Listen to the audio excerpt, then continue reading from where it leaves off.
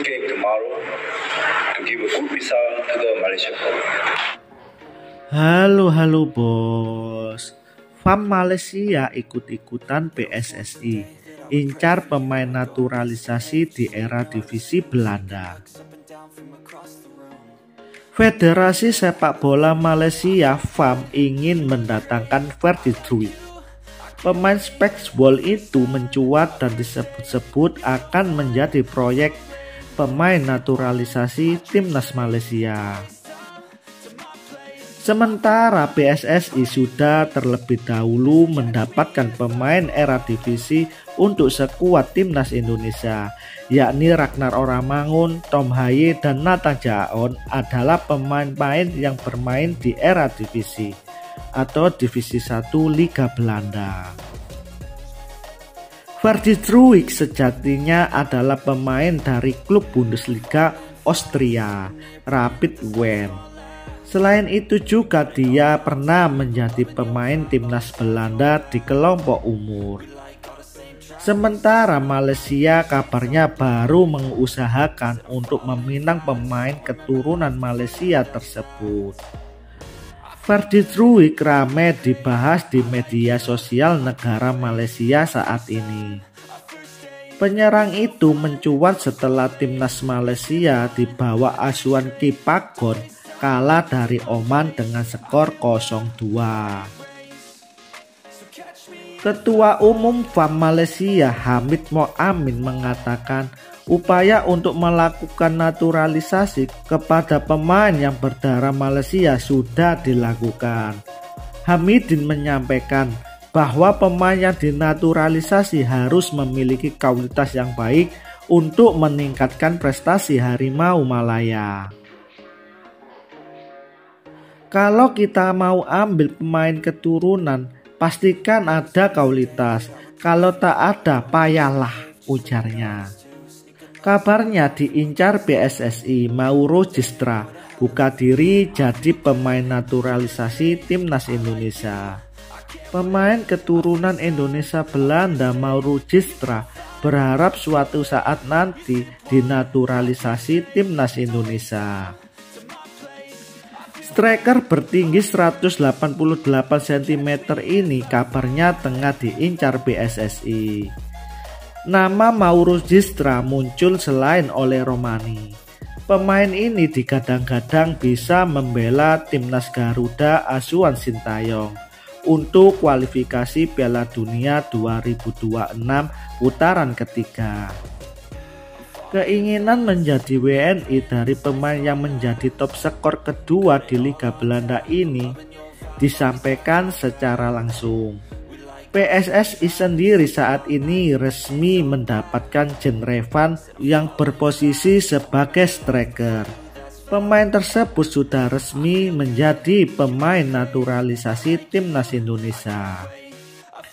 Pelatih Malaysia Kipagon harus menelan kenyataan menyakitkan karena tidak bisa meloloskan Harimau Malaya ke babak ketiga kualifikasi Piala Dunia. Sebaliknya timnas Indonesia menorehkan sejarah dengan menjadi satu-satunya wakil Asia Tenggara yang lolos ke babak ketiga kualifikasi Piala Dunia 2026. Juru taktik asal Korea Selatan itu dalam sesi wawancara usai berlaga melawan Cina Taipei melihat berbagai aspek yang perlu ditingkatkan Harimau Malaya. Salah satu langkah terbaik dari pandangan Kipagon adalah dengan mengambil pemain naturalisasi Eropa sebagai rencana jangka pendek untuk skuad nasional. Kenyataannya sepak bola di Malaysia melihat situasinya cukup sulit, tapi saya juga tidak tahu bagaimana cara memperbaikinya, kata Kipagon. Selain harus memperbaiki sistem pengembangan talenta muda, Kipagon juga melihat upaya negara tetangga Indonesia yang begitu aktif mencari pemain-pemain keturunan di seluruh Eropa. Itu bisa menjadi alternatif terbaik bagi Malaysia.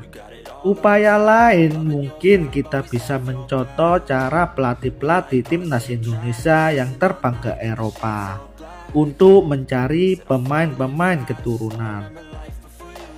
Baginya timnas Indonesia akan segera menjadi tim terbaik dengan usaha yang mereka upayakan hingga saat ini.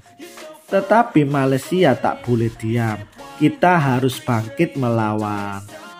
Dan saya nggak malu mengikuti cara timnas Indonesia. Malaysia akan menggelar Pesta Bola Merdeka 2024 bulan September ini melawan Tajikistan, Lebanon, dan Filipina. Sementara timnas Indonesia akan mulai melakoni babak ketiga kualifikasi Piala Dunia Zona Asia pada 5 September mendatang melawan Arab Saudi. Skuad Garuda tergabung dalam grup C bersama Jepang, Australia, Arab Saudi, Bahrain, dan Cina. Timnas Indonesia tidak masuk dalam undangan Federasi Sepak Bola Malaysia dalam turnamen Pesta Bola Merdeka 2024. Presiden FAM Datuk Hamidin Mohamad Amin sempat berencana ingin menggelar laga uji coba Malaysia melawan timnas Indonesia. Wacana ini direncanakan FAM dan PSSI sejak 2023 lalu. Kini Malaysia akan menjadi tuan rumah Pesta Bola Merdeka 2024. Yang dimana bisa menjadi momentum yang pas bagi dua negara tetangga ini saling bertemu. Akan tetapi dari 4 tim yang diumumkan, timnas Indonesia tidak masuk dalam peserta Pesta Bola Merdeka 2024. FAM hari ini mengumumkan turnamen Pesta Bola Merdeka 2024 secara resmi digelar pada 2-10 September 2024 di Stadion Nasional Bukit Jalil. Lantas, mengapa timnas Indonesia tak jadi diundang oleh FAM? Alasannya karena anak asuhan Sintayong ini punya jadwal padat pada September 2024 mendatang. Hal ini karena skuad Garuda lolos ke round 3 kualifikasi Piala Dunia. Timnas Indonesia akan menjalani 2 pertandingan berat, yakni melawan Arab Saudi dan menjamu Australia.